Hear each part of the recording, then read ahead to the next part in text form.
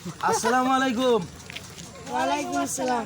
আচ্ছা, তোমাদেরকে আমি কিছু ইসলামিক প্রশ্ন করব, তোমরা কি রাজি আছো উত্তর দেওয়ার জন্য? ইনশাআল্লাহ। রাজি আছো তাই না?